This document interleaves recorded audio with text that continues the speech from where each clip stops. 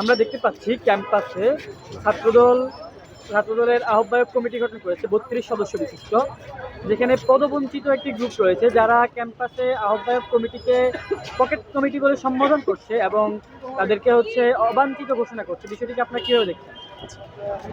ছাত্রদলের ক্যাম্পাস ভিত্তিক যে কমিটিগুলো দেওয়া হয়েছে, এটা ক্রিয়াশীল ছাত্র সংগঠন হিসাবে ছাত্রদলের কমিটিগুলো আসলে দেওয়া হয়েছে ক্যাম্পাসে। তো সেই ক্ষেত্রে আপনার একটা বৃহত্তম ছাত্র সংগঠন জাতীয়তাবাদী ছাত্রদল, এদের কমিটি দেওয়ার পরবর্তী সময়ে আপনার বিভিন্ন জায়গায় আপনার বিভিন্ন মিশ্র প্রতিক্রিয়া থাকবে, এটা স্বাভাবিক।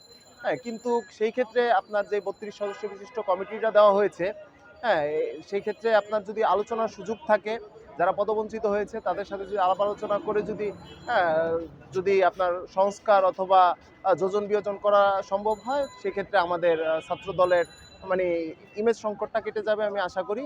আর যেই বিতর্কটা আছে এটা আসলে ইন ফিউচারে থাকবে না বলে আমি মনে করি। আর আপনার যারা পদবঞ্চিত তারা অবাঞ্ছিত ঘোষণা করেছে ছাত্রদলকে, ব্যাপারটা এমন না। হ্যাঁ, এটা হচ্ছে একটা ব্যাপার, হচ্ছে যৌক্তিক আন্দোলনে অনেক কিছু মানুষ প্রদর্শন করে, ঠিক আছে? সেক্ষেত্রে হয়তোবা তারা অবাঞ্ছিত শব্দটা ব্যবহার করেছে। হ্যাঁ, যেমন আমি যদি পদ না পেতাম, সেক্ষেত্রে আমিও হয়তোবা আন্দোলন করতাম। যারা আন্দোলন করতেছে তাদের অবশ্যই যৌক্তিকতা আছে, এবং কি আমাদের দল বাংলাদেশ জাতীয়তাবাদী ছাত্র দল এই ব্যাপারটাকে গ্রহণ করেছে যে না, তারা আন্দোলন করতেছে, আন্দোলনটা যৌক্তিক, এবং তারা আমাদের সেন্ট্রাল ছাত্র দলের সভাপতি সেক্রেটারি এই ব্যাপারটা দ্রুত একটা সমাধানের পথে হাঁটতেছে।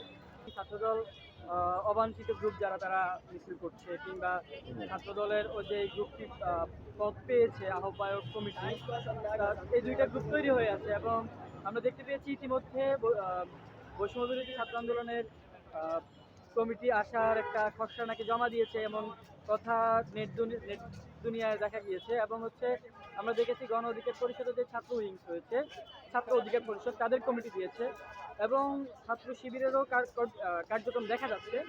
সব মিলিয়ে আপনারা আসলে ক্যাম্পাসে রাজনৈতিক ভবিষ্যৎটা আসলে আপনারা কিভাবে দেখছেন, কি দেখছেন? বাংলাদেশ জাতীয়তাবাদী ছাত্র দল আসলে মানে এমন একটা সংগঠন, আমি আপনাকে আবারও বলি যে এই সংগঠনটা একটা বৃহত্তম সংগঠন।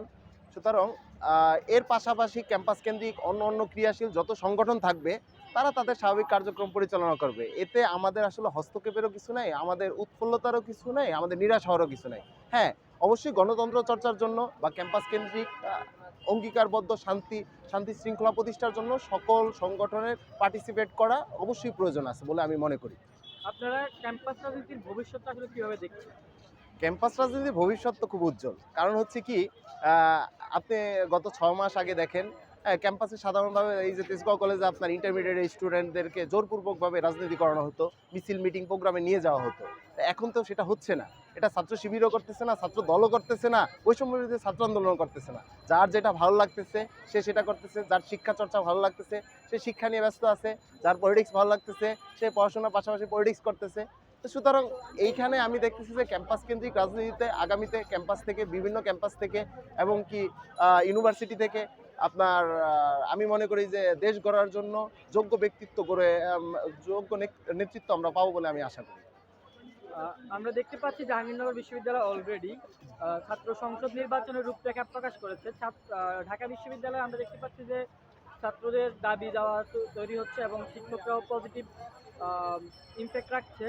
সেই জায়গা থেকে তেজগাঁও কলেজের ছাত্র সংসদ বিষয়ে আপনারা কি এখনো কথা বলছেন কিনা, বা এই বিষয়ে আসলে নেক্সট মুভ কি হওয়া উচিত বলে আপনারা মনে করছেন? আচ্ছা, জাহাঙ্গীরনগর বিশ্ববিদ্যালয়ে যদি ছাত্র সংসদ নির্বাচনের রূপরেখা যেটা প্রকাশ করা হয়েছে, হ্যাঁ, এটাকে আমরা অবশ্যই সাধুবাদ জানাই।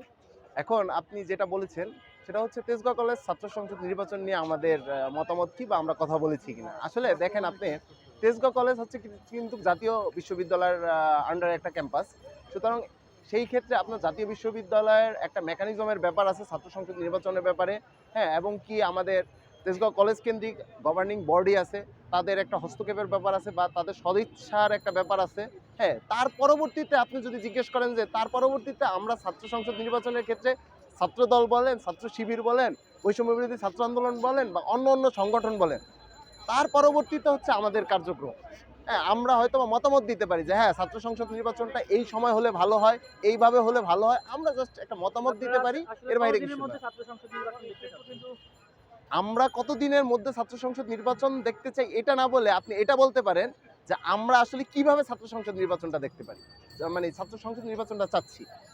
যেমন ছাত্র সংসদ নির্বাচন তখনই হবে এই দেশে আমি মনে করি যে যখন প্রতিটা ক্যাম্পাস কেন্দ্রিক স্বৈরাচারের দোসরদের বিচার হবে।